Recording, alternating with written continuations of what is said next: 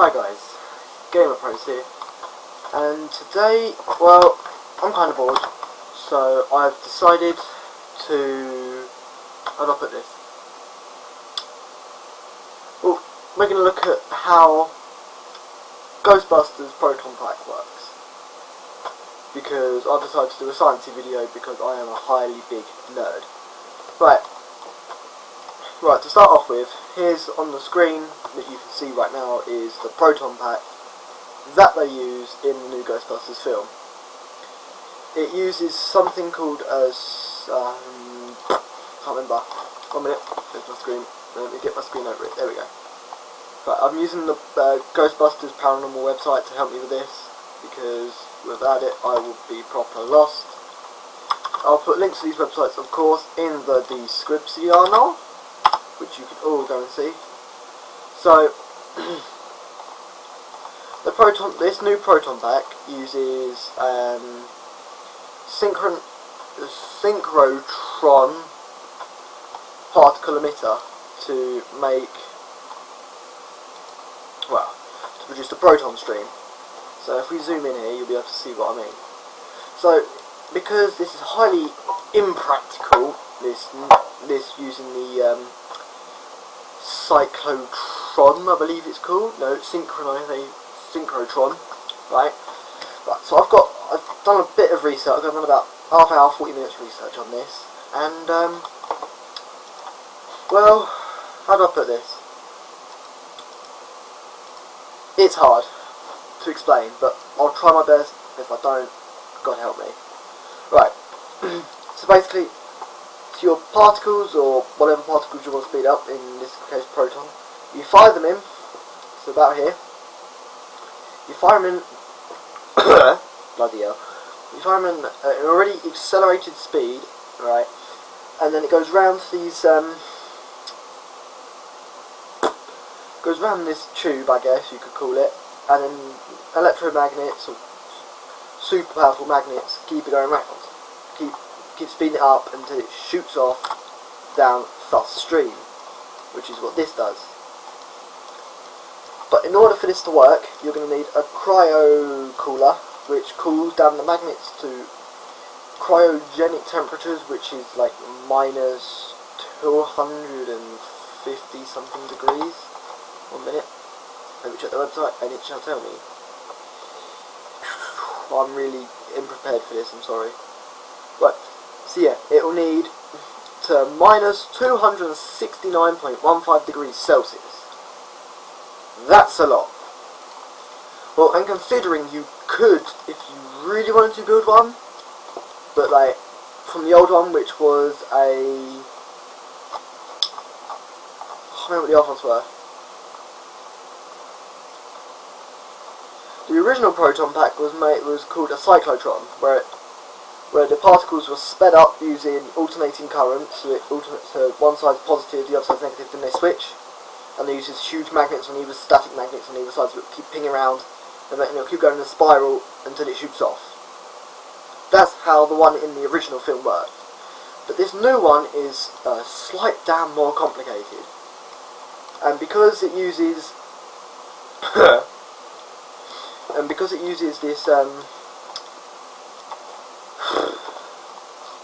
synchrotron, it needs to be super cooled, and when it's super cooled, it kind of makes stuff a hell of a lot harder.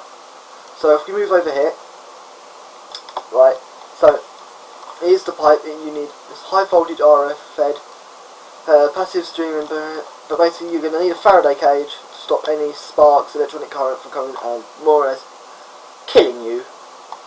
If you don't know how the Faraday cage works, it grounds you it grounds you, and then it stops any electronic arcs from hitting your body. Which is why, if you've seen the movie, she wears that collar.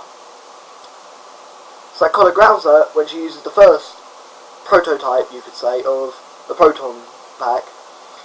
And when that collar grounds her to the ground, so that way, if she does somehow get a shock from the proton blaster, then it will go straight to her neck and be grounded straight up. And it works. And it would work just like that. So here's the,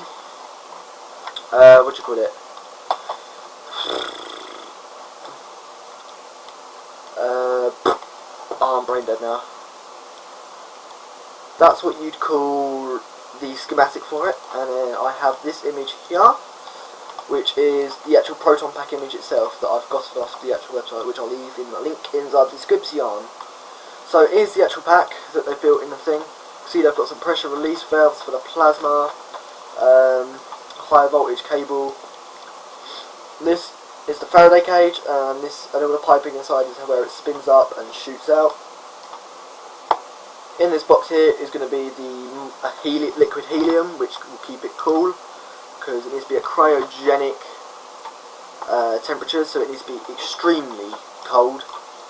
So it'd work, and you can see it's 2016.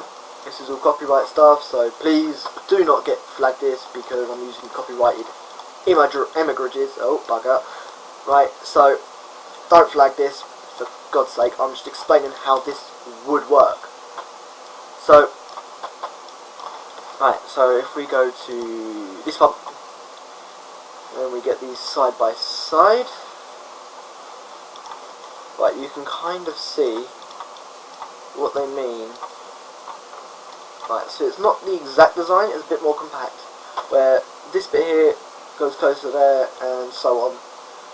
So the particles will be dragged in here, spun around here, shot out up here, I believe, or through here, run down the pipe into the handle, and this is a giant electronic current produced, would shoot out a stream of plasma, and the plasma would, I guess, melt the ghosts.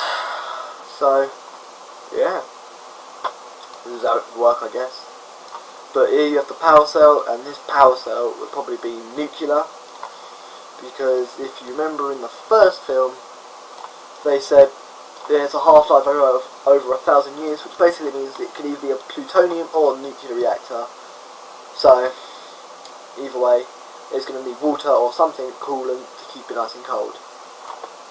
Or they could use their brains, which I've got a Dr. Egon probably would have, and use a thorium reactor. For those of you who don't know what a thorium reactor is, if you go ahead, search up on YouTube, there's a TEDx talk on it that I watched a while ago. It basically explains how a thorium reactor has enough power to provide each person in the entire globe with enough power for their entire life, or energy. And yeah, and it's practically cheap as anything. So that's probably what they use in here, because if you remember from the original film, they were on a tight budget, and they're also on a tight budget on this one, because they can only get that cheapy Chinese shop. Right, so, yeah, that's it guys. If you enjoyed this, please comment, rate and subscribe. This is Gamer Pros. See you later guys.